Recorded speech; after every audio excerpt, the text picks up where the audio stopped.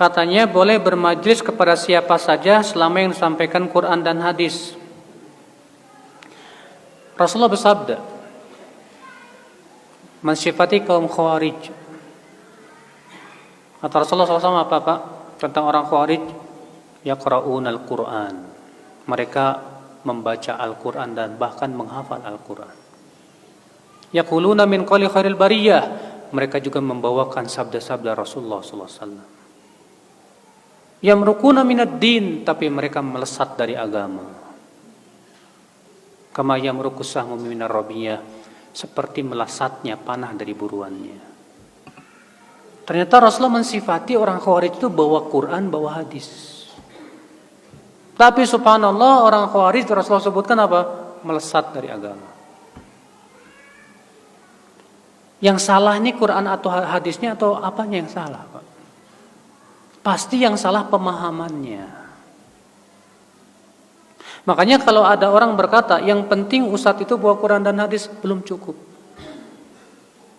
Kenapa? Buktinya Rasulullah mengabarkan tentang kaum Khawarij, dia bawa Quran, bawa apa? Hadis.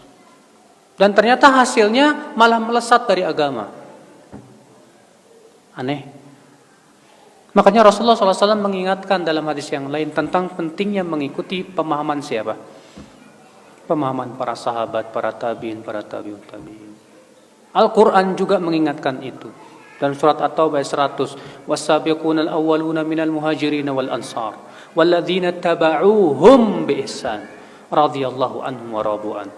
Dan orang-orang yang pertama kali masuk Islam dari kalangan muhajirin dan ansar. Dan orang-orang yang mengikuti mereka, mereka siapa di sini? Muhajirin dan ansar. Allah ridho kepada mereka. Dan mereka pun ridho kepada Allah. Allah ridho kepada muhajirin dan ansar, dan Allah ridho kepada orang yang mengikuti muhajirin dan ansar. Berarti kebalikannya, Allah tidak ridho kepada orang yang tidak mengikuti muhajirin dan ansar. Makanya nggak jamin Pak, orang bawakan Quran dan hadis itu pemahamannya benar, nggak jamin. Bapak tahu nggak, orang liberal pun bawa Quran hadis Bapak. Orang liberal untuk mengatakan plural, semua agama sama, itu ditetapkan oleh Al-Quran kata mereka.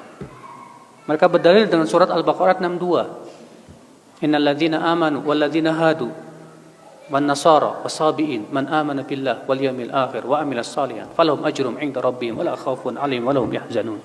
Sungguhnya orang yang beriman, Yahudi, Nasrani, Sabiin, siapa yang beriman kepada Allah dan kehidupan akhirat, surga. Tuh lihat. Jadi sebenarnya semuanya masuk surga, cuma caranya aja beda-beda. Kita katakan ini yang salah ayatnya apa pemahamannya ya? Gak mungkin yang salah ayatnya Pak, pasti pemahamannya yang salah. Makanya dari itulah ya akhi, ya, gak cukup kita katakan yang penting dia bawa Quran dan hadis. Kita katakan kita lihat pemahamannya sesuai dengan pemahaman siapa. Kalau dia pahami dengan akalnya sendiri, bahaya Pak, bahaya. Makanya Umar bin Khattab bertanya kepada Ibnu Abbas, hai Ibnu Abbas, aku merasa heran, kata Umar bin Khattab. Heran apa ya Amirul Mukminin? Ini kita umat Islam ini Qurannya satu, nabinya satu, kiblatnya satu. Tapi kenapa kok bisa pecah belah ya? Apa kata Ibnu Abbas dengan jawaban yang luar biasa? Hai Amirul Mukminin, kita para sahabat belajar bersama duduk di majlis Rasulullah.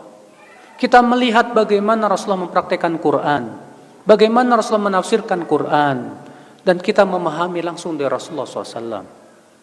Dan nanti akan ada suatu kaum yang mereka memahami Quran dari pemahaman sendiri. Kalau mereka sudah memahami dengan pemahaman sendiri, ikhtalafu, saat itu mereka pasti berselisih. Subhanallah, jawaban Ibnu Abbas radhiyallahu anhu arda. Makanya akhi, sebaik-baik pemahaman siapa? Sahabat. Ya. Itu yang sudah terjamin. Ya udah. Kita gali pemahaman para sahabat dalam kitab-kitab para ulama banyak alhamdulillah. Maka setiap akidah yang tidak sesuai dengan akidah sahabat wajib kita tolak. Iya. Setiap pemahaman agama, pemahaman terhadap Al-Quran dan hadis yang tidak sesuai dengan pemahaman para sahabat, wajib kita tolak.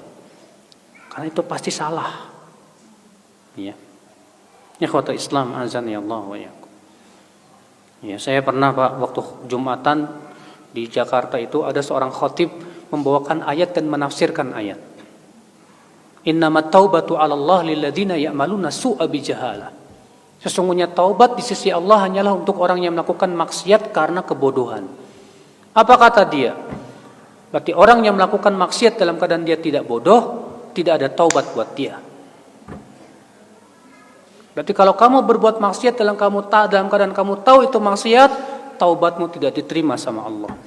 Ajib, saya mendengar itu aneh sekali. Saya rujuk kitab-kitab tafsir, nggak ada satupun ulama yang berpendapat seperti itu. Yang ada kita dapati pendapat para sahabat bahwa ayat ini masuk padanya orang yang berbuat maksiat baik tahu maupun tidak tahu. Bahkan orang yang berbuat maksiat dalam keadaan itu tahu itu maksiat, itu bodoh itu orang. Iya nggak? Bodoh nggak Pak? Bodoh. Sama seperti saya katakan kepada Bapak, di gelas itu ada racunnya, jangan diminum. Udah tahu ada racun diminum juga. Boleh nggak saya bilang kepada Bapak, bodoh kamu tuh. Udah tahu ada cara racun, kok diminum?